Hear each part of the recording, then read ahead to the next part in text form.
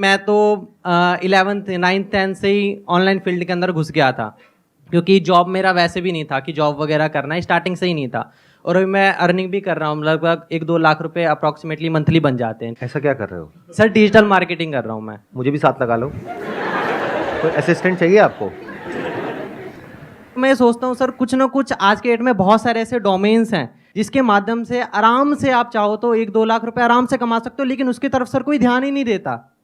उसकी तरफ सब सोचते हैं फ्रॉड है, स्कैम है, वगैरह वगैरह, ठीक है, लेकिन उसकी तरफ ध्यान दोगे तो जॉब से ज़्यादा वहाँ पे अपॉर्चुनिटी है। तो बेसिकली आज मैं चाहता हूँ आप इस टॉपिक के ऊपर बात करें कि बहुत सारे ऐसे प्लेटफॉर्म जो लोग सीख करके कर सकते हैं। कोई भी आपके पास स्किल है उसको प्रमोट करके आप पैसा कमा सकते हो, तो क्यों लोग इतने सारे जॉब के पीछे पड़े हुए हैं? मेरी चीज़ समझ में नहीं आता, क्यों एग्जामिनेशन की तैयारी कर रहे हैं? आप में से कितने हैं जो अभी किसी न किसी एंट्रेंस की तैयारी कर रहे हैं? ऑलमोस्ट सब लोग आप किसी न किसी एंट्रेंस की तैयारी कर रहे हो। अब मेरा आप लोगों से क्वेश्चन है, इनका ये कहना है कि मार्केट में इतनी सारी अपॉर्चुनिटीज हैं, तो फिर आप एक इतने कॉम्पिटिटिव वर्ल्ड में क्यों एंटर कर रहे हो, जहां पर के पहले तो एंट्रेंस को क्रैक करना इज नेक्स्ट टू इम्पॉसिबल, उसके बाद में अच्छी जगह पर जॉब मिलना इज नेक्स्ट टू इम्पॉसिबल, उसके बाद में उस जॉब को रिटेन करना भी आने वाले टाइम में और मुश्किल होने वाला है।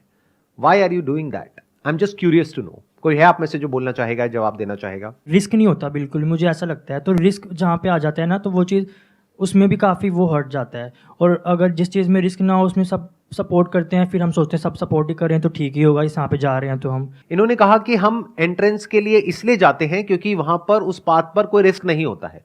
क्या ये सच है, झूठ है? कितने एग्री करते हैं इनकी बात से? तो जब रिस्क है और बहुत रिस्क है, क्योंकि लाखों बच्चे अप्लाई करते हैं, उसमें से कुछ का होता है, ये बात हमको पता है, तो फिर क्यों इस पाथ को आप चुनते हो? जब यहां पे रिस्क भी है और कोई श्योरिटी भी नहीं है, तो क्यों इस पाथ को चुनते हो? क्यों कुछ और एक्सप्लोर नहीं करते हो? सर पैसे की बात करेंगे, रिस्क की बात करेंगे, तो जितना बिजनेस नॉर्मली स्टार्ट किया था उससे कई गुना ज्यादा पढ़ाई में लग जाता है। कितना लग जाता होगा? आप में से कोई बताएगा, जो लोग एंट्रेंस की तैयारी कर रहे हैं, नियर अबाउट कितना पैसा लग जाता है? कोचिंग की फीस 6-7 लाख होती है सर।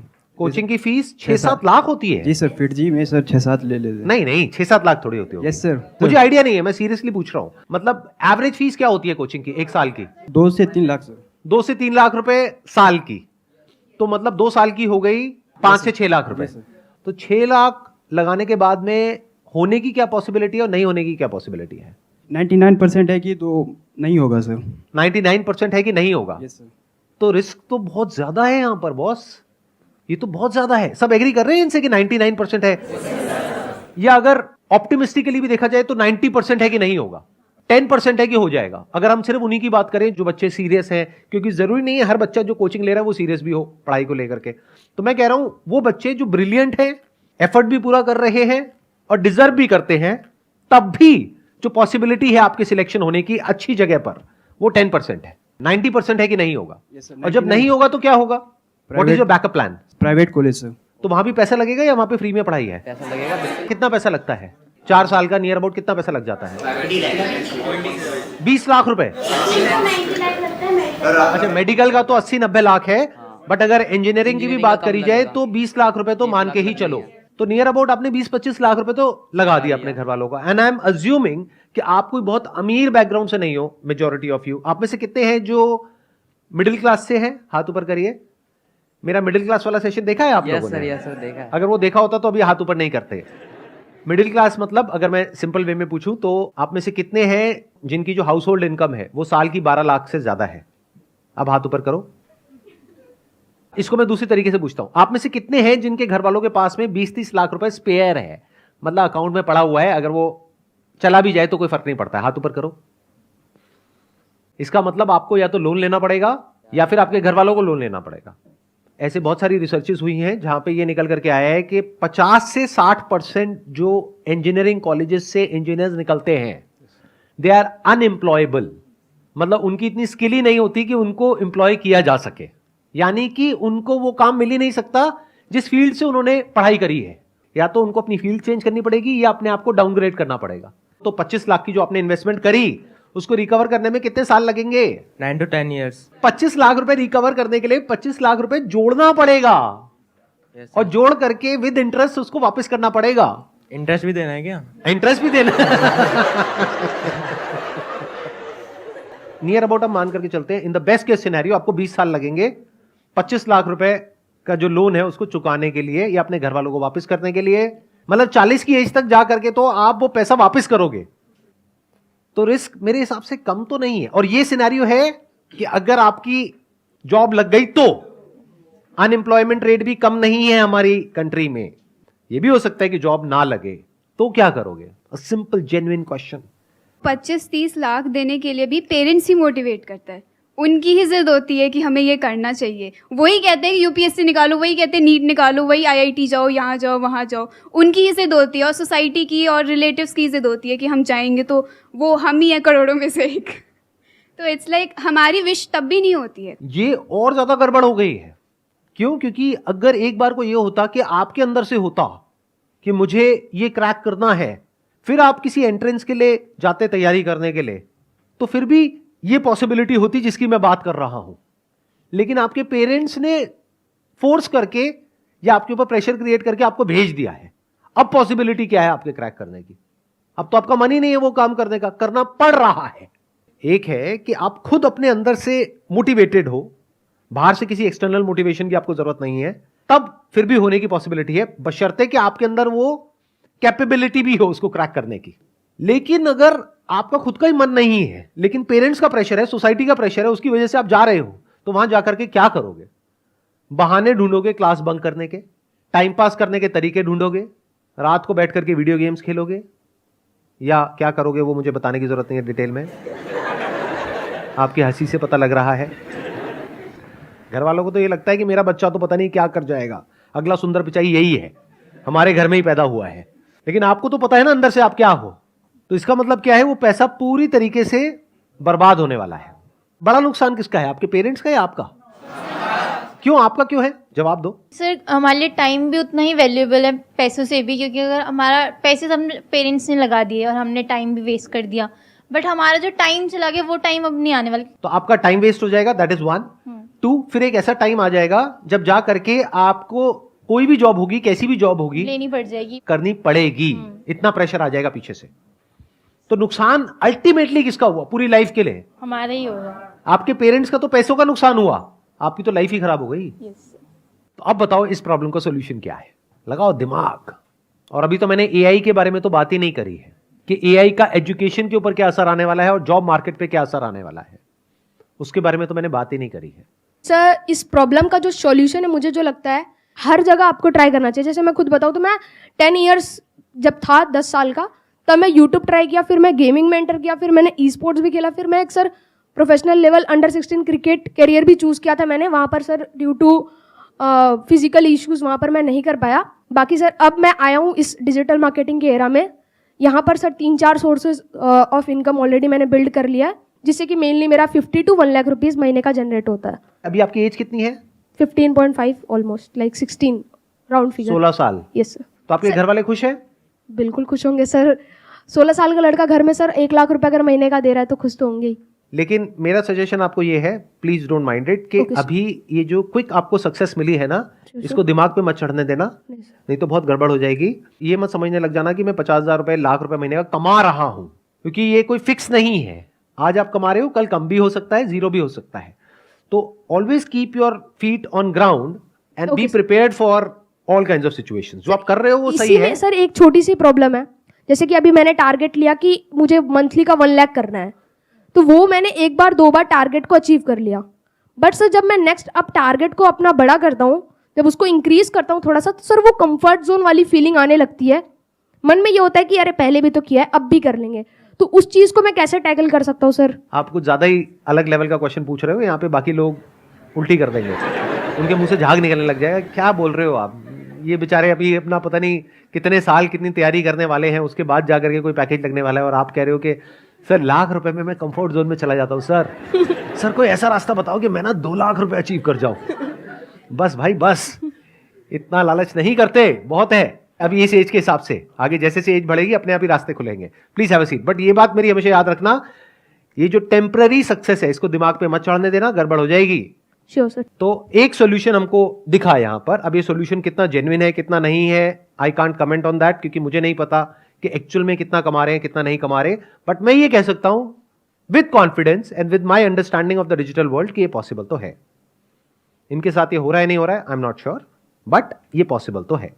मैं ये कहना चाहती हूँ, जैसे इन्होंने डिजिटल मार्केटिंग या नेटवर्क के बारे में जो भी बताया, ठीक है, कई बार ऐसा होता है कि हम भी ट्राई करना चाहते हैं कि चलो हम भी चलते, इतना अच्छा पैसा है, जाते हैं, वो कुछ पैसे लेते हैं हमसे, वही 1-2 हज़ार कि हाँ हम आपको सिखाएंगे, ये करेंगे वो, फिर हमें वो 3-4 दिन की ट्रेनिंग देते हैं और उसमें ना कई लोगों को नहीं पता चलता, बट वो ना पूरे माइंड को हमारे इधर से उधर कर देते हैं।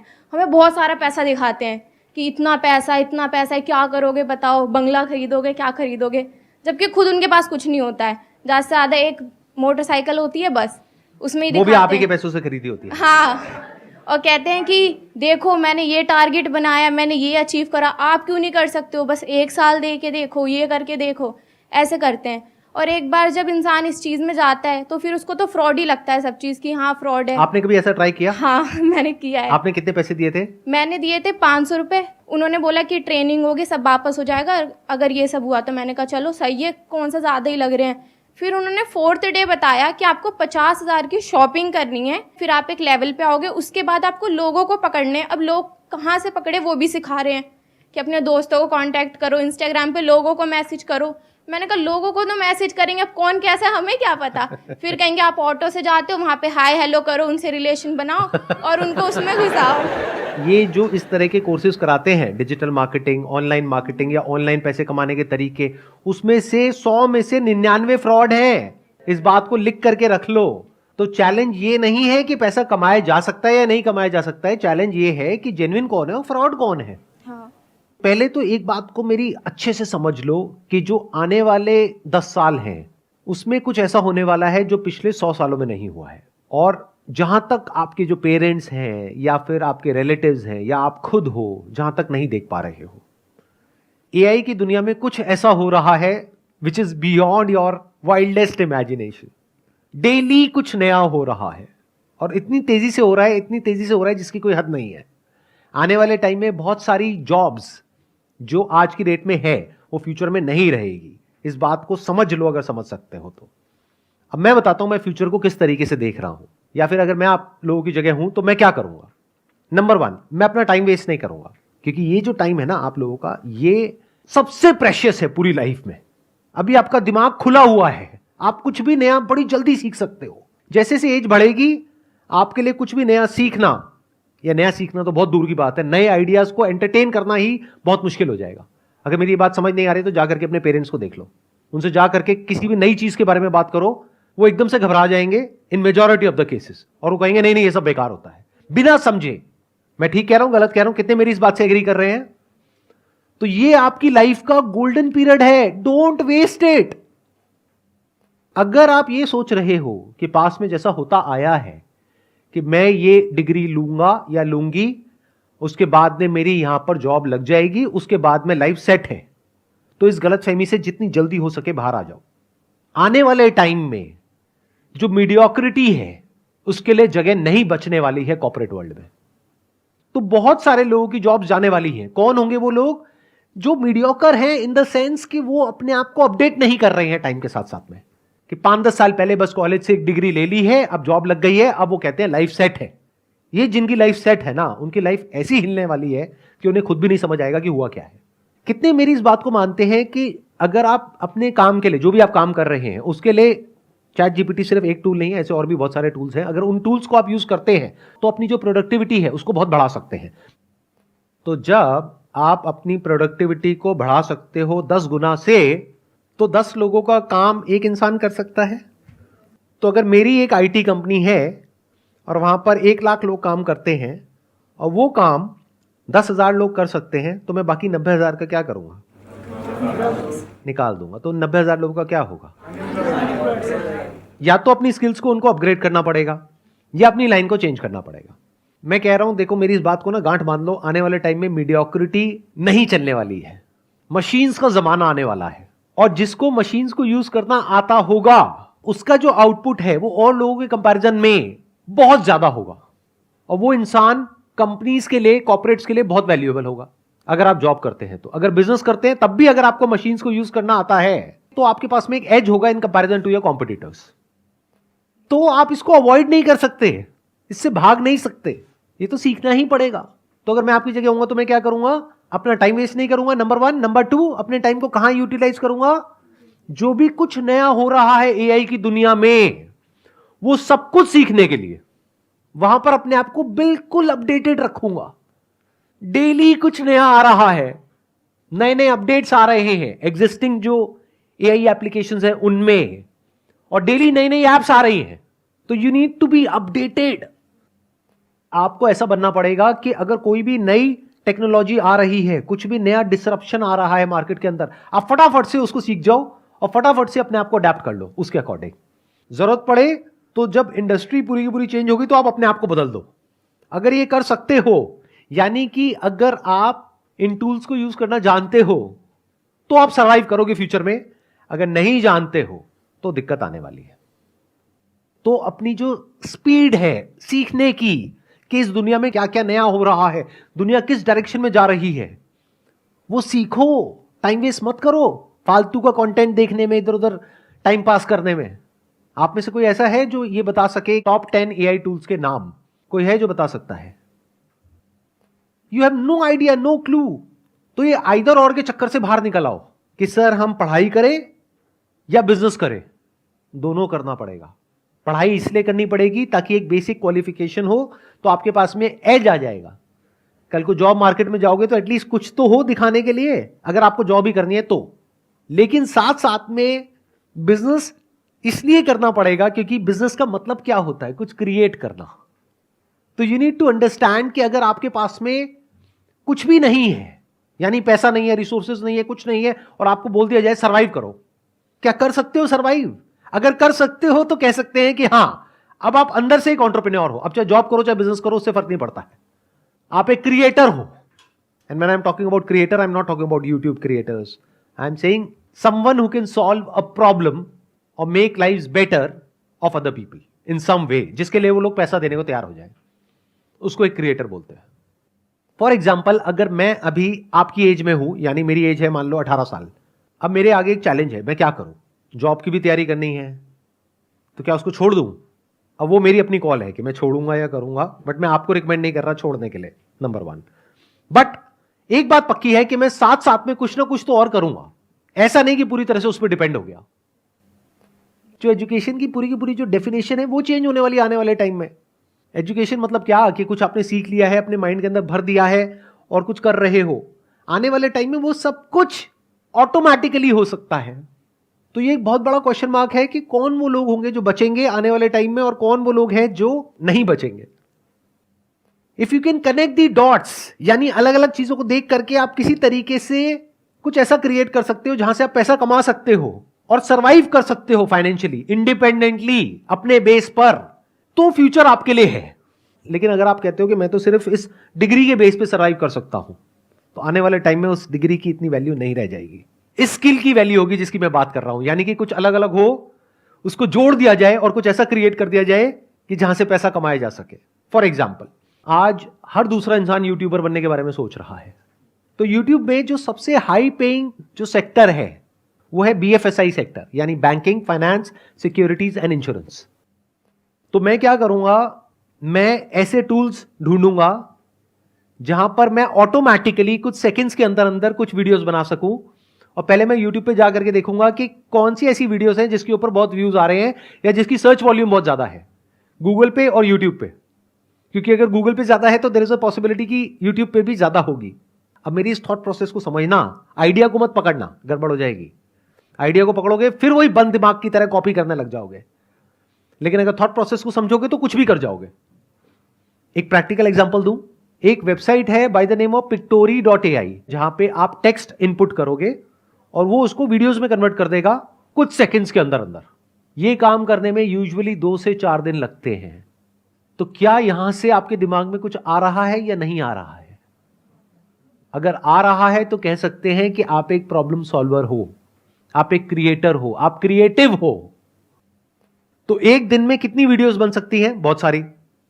लेकिन वीडियोस बनाने से पहले मुझे यह समझना होगा कौन सी वीडियोस ऐसी हैं जिसके वायरल होने के चांसेस हैं।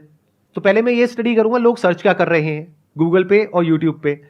फिर वो स्टडी करके, for example, if people are searching for what is a mutual fund, तो क्या हो अगर इस तरह की मैं वीडियोस जनरेट करूं थ्रू एआई। अब मुझे उसके लिए कंटेंट चाहिएगा, कंटेंट राइटिंग स्किल्स मेरी इतनी अच्छी नहीं है, मेरी इंग्लिश इतनी अच्छी नहीं है, मान लो मैं हिंदी मीडियम स्कूल से पढ़ा हूं, मैं क्या करूंगा, चैट जीपीटी पे जा करके लिख दूंगा what is a mutual fund, what are the benefits of investing in a mutual fund. तो चैट जीपीटी पूरा का पूरा मेरे को टेक्स्ट दे देगा, उस टेक्स्ट को मैं रन करूंगा पायरेसी के लिए कि कहीं किसी तरीके से किसी के राइट्स वॉयलेट तो नहीं हो रहे हैं, ऐसी भी कुछ वेबसाइट्स हैं। तो जब मैंने चेक कर लिया और मुझे ये श्योरिटी आ गई कि किसी के राइट्स वॉयलेट नहीं हो रहे हैं, उस टेक्स्ट को ले जा करके मैं एंटर करूंगा पिक्टोरी में, वो एक पूरी की पूरी वीडियो जनरेट कर देगा कुछ सेकंड्स के अंदर, जिसको मैं यूट्यूब पे अपलोड कर सकता हूं। लेकिन यूट्यूब अब क्या कर रहा है वो भी मैंने पढ़ा कि वो जो एआई वॉइसेस हैं, जैसे ही यूट्यूब पकड़ लेता है कि इसमें एआई की वॉइस है, तो यूट्यूब का एल्गोरिथम उसको या तो ब्लॉक कर देता है या इतना तेजी से प्रमोट नहीं करता है।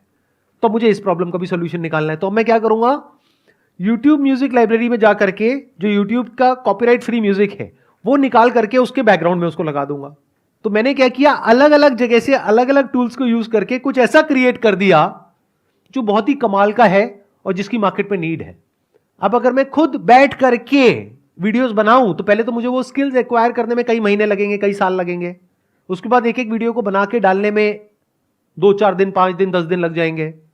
अब यहां पर एक दिन में मैं 10 वीडियोस जनरेट कर सकता हूं, यानी यूट्यूब पर मैं 10 अलग अलग चैनल्स ओपन कर सकता हूं। और अगर मैं कंसिस्टेंटली इस काम को पार्ट टाइम बेसिस पे करता हूं अगले 1 साल तक, ये नहीं कि 2-4-5 दिन किया, 10 दिन किया, रिजल्ट नहीं आया तो उसको छोड़ दिया। पढ़ाई लिखाई में ऐसे करते हो क्या कि कहीं गए किसी कॉलेज में, 2-4 दिन कुछ समझ नहीं आया, बेकार है, छोड़ दो, ऐसे नहीं करते ना। 4 साल पता है ना कि वहां पे लगाना है, तो इस काम में भी टाइम लगाना पड़ेगा। तो 1 साल तक अगर मैं डेली एक एक वीडियो अपलोड करता हूं अपने 10 चैनल्स पे, तो 1 साल में मैंने कितनी वीडियोस अपलोड कर दी, 365 × 10 यानी कि 3650 वीडियोस।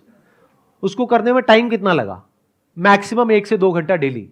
इतना तो आप टाइम कहां खराब कर देते हो आपको खुद भी पता नहीं होगा। बट इस पूरी प्रोसेस में क्या होगा, या तो सक्सेस मिलेगी या नहीं मिलेगी।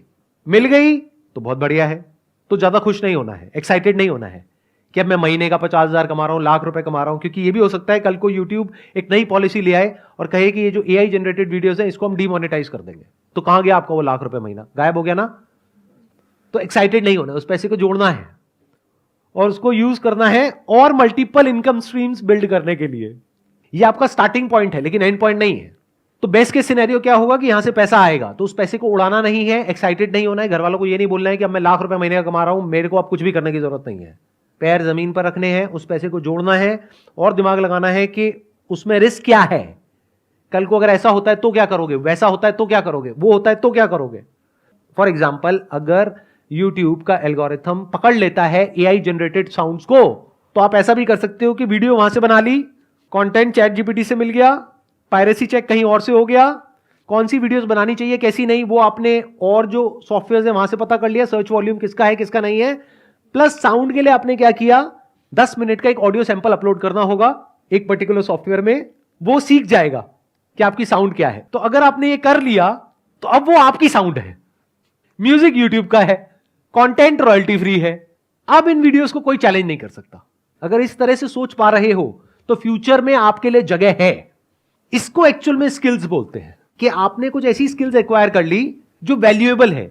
हो सकता है आज इमीडिएटली नहीं है लेकिन फ्यूचर में आप कहीं जाओ और वो आपसे पूछें कि अच्छा आप में से कौन है जिसको ये काम आता है, आप कहोगे मुझे आता है, मुझे ये भी आता है, मुझे वो भी आता है। मतलब आने वाले टाइम में वो लोग सरवाइव करेंगे दुनिया में जो कुछ भी कर सकते हैं। जो सिर्फ एक काम कर सकता है वो पास्ट में रेलेवेंट थे, फ्यूचर में नहीं होंगे, क्योंकि वो एक काम आज नहीं तो कल मशीन कर लेगी, फिर आप क्या करोगे। लेकिन वो इंसान जो कुछ भी कर सकता है उसकी वैल्यू क्या होगी। आई होप आज के सेशन से आपको कुछ बेनिफिट हुआ है, कुछ नया समझ में आया है, कुछ नया सीखा है। Wish you all the very best. It was pleasure meeting you and pleasure talking to all of you. Thank you so much.